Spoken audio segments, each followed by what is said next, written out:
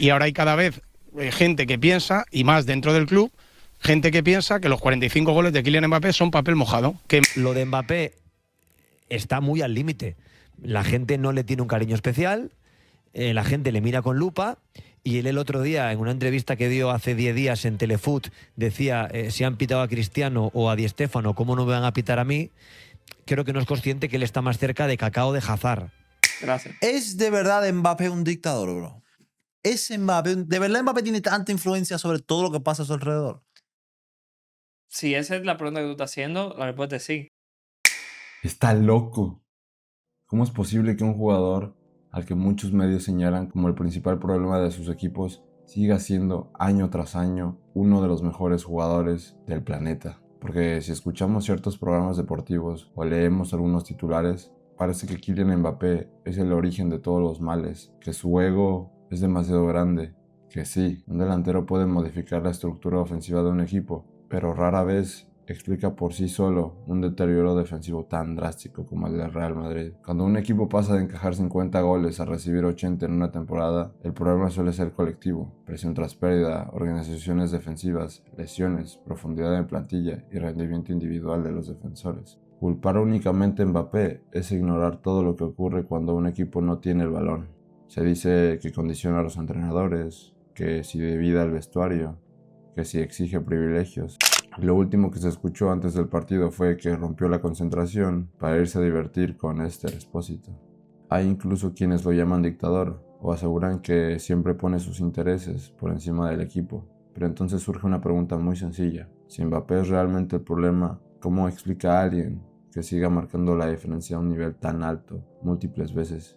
Hace unos días con Francia vimos el ejemplo perfecto. Durante el primer tiempo Mbappé estuvo irreconocible, malos controles, pases imprecisos y poca participación. Francia no encontraba espacios y Senegal estaba haciendo un partido casi perfecto. Del otro lado había una selección senegalesa, intensa, agresiva, muy bien organizada defensivamente. Cada recuperación terminaba en una transición peligrosa y durante muchos minutos se dio la sensación de que Senegal podía dar la sorpresa.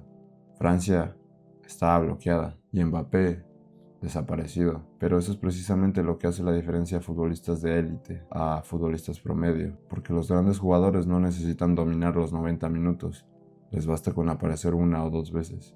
Y cuando Mbappé aparece, cambia partidos. En la segunda mitad, Francia salió con una actitud completamente distinta. Mbappé comenzó a recibir el balón más cerca del área, atacó los espacios con mayor agresividad y terminó marcando 2 goles que cambiaron el rumbo del encuentro. Lo más impresionante es que, según las estadísticas avanzadas, la calidad de las ocasiones que tuvo apenas sumó 0.79 goles esperados por partido. Eso quiere decir que por el tipo de disparos que realizó, un jugador promedio ni siquiera hubiera marcado un gol.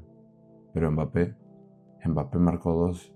Eso es precisamente lo que se espera de un gran futbolista, de una superestrella generacional. No solo genera ocasiones, las convierte, incluso cuando las probabilidades están en su contra. Y aquí es donde aparece uno de los grandes errores del debate sobre Mbappé. Muchos creen que los equipos deben adaptarse a una idea táctica rígida y que el jugador tiene que encajar en ella. Pero cuando tienes un futbolista de este nivel, la prioridad no es imponer un sistema, la prioridad es potenciar sus virtudes. Por eso los entrenadores que mejor han sabido gestionar a Mbappé han sido aquellos que entienden que su función no es limitarlo, sino crear un entorno que maximice su impacto. Didier Deschamps es la mejor ejemplificación de eso. Ya lo vimos en Rusia 2018, lo vimos en Qatar 2022 y ahora lo estamos volviendo a ver. Francia no construye un sistema para controlar a Mbappé, construye un sistema para liberarlo. Porque los jugadores extraordinarios no ganan partidos siguiendo un manual, los ganan resolviéndolos. Situaciones que nadie más puede resolver. Además, reducir a Mbappé a una simple máquina de hacer goles es un error enorme. Sus estadísticas muestran que es mucho más que solo un finalizador. Según estuve investigando en Opta, Mbappé se encuentra en el percentil 89 de asistencias esperadas, el percentil 93 de pases progresivos, percentil 96 en conducciones ofensivas y, por supuesto, percentil 96 en goles esperados. Esos números describen un jugador total, un futbolista que marca, asiste, crea espacios y genera ventajas constantes para sus compañeros. Entonces, ¿por qué recibe tantas críticas? La respuesta es simple: porque nos estamos acostumbrando a lo extraordinario. Desde que irrumpió en la élite, Mbappé ha convertido lo imposible en una rutina.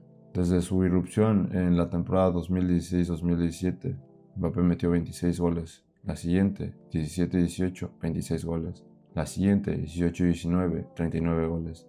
19-20, 30 goles. 20-21, 42 goles. 21-22, 39 goles. 22-23, 41 goles. 23-24, 44 goles. 24-25, 43 goles. 25-26, 48.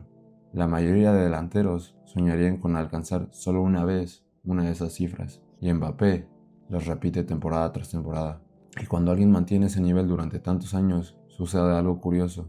Lo excepcional deja de parecer excepcional. Nos acostumbramos tanto a verlo marcar 40 goles por temporada que cuando no gana un título importante, asumimos automáticamente que el problema es él. Pero ¿realmente lo es? Tomemos como ejemplo al Real Madrid. La narrativa dice que desde la llegada de Mbappé desequilibró al equipo. Sin embargo, los números muestran otra cosa. El Real Madrid, campeón de Europa, recibió apenas 26 goles en la liga, promedió menos de un gol encajado por partido durante toda la temporada.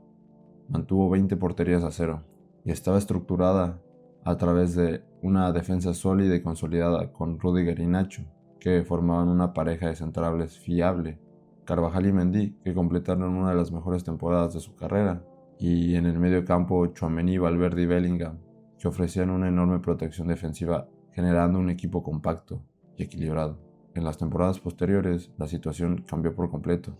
Desde que llegó Mbappé al Madrid, encajaron 80 goles, casi el doble. Y la temporada posterior, con Xabi Alonso, fueron 65. Un cambio un poco drástico. Un delantero puede modificar la estructura ofensiva de un equipo, pero rara vez explica por sí solo un deterioro tan drástico como lo que sucedió en el Madrid. Culpar únicamente a Mbappé es ignorar todo lo que ocurre cuando el equipo no tiene el balón. Y la llegada de un delantero no te genera eso. La salida de Nacho dejó un vacío muy importante. Las lesiones de Militao y Álava redujeron las alternativas. Rüdiger acumuló desgaste físico. Y en muchos partidos, el equipo tuvo que improvisar con jugadores fuera de posición, como Tchouaméni como único central disponible. A eso se le suma que el club no reforzó la defensa con suficientes garantías. Llegó Dean Huijsen, un central con enorme potencial, pero que todavía está en desarrollo y no cumple con las características de un central top mundial. Trent Alexander-Arnold, un lateral extraordinario en ataque, aunque con limitaciones defensivas bastante conocidas. El problema del Real Madrid no ha sido Mbappé, el problema ha sido la pérdida del equilibrio defensivo, y esto no es la primera vez que ocurre. Ya lo vimos con Lionel Messi, con Cristiano Ronaldo. Ninguno de los dos se caracterizó por realizar una presión constante durante toda su carrera, y aún así marcaban más de 40 goles temporada tras temporada. Y también escuchamos las mismas críticas, que el equipo jugaba mejor sin ellos, que condicionan a sus entrenadores, que era un problema táctico. Pero la historia terminó demostrando algo muy sencillo. Cuando tienes un jugador capaz de producir 40 o 50 goles por temporada, ese jugador nunca va a ser uno de tus problemas. Tu obligación es construir un equipo capaz de compensar tus debilidades y potenciar tus virtudes, porque encontrar una solución defensiva al Madrid es difícil, pero encontrar un futbolista como Mbappé es prácticamente imposible, y esa es la gran diferencia. Mbappé no es el problema es creer que un jugador capaz de decidir partidos por sí solo tiene que adaptarse a un sistema pensado para futbolistas normales.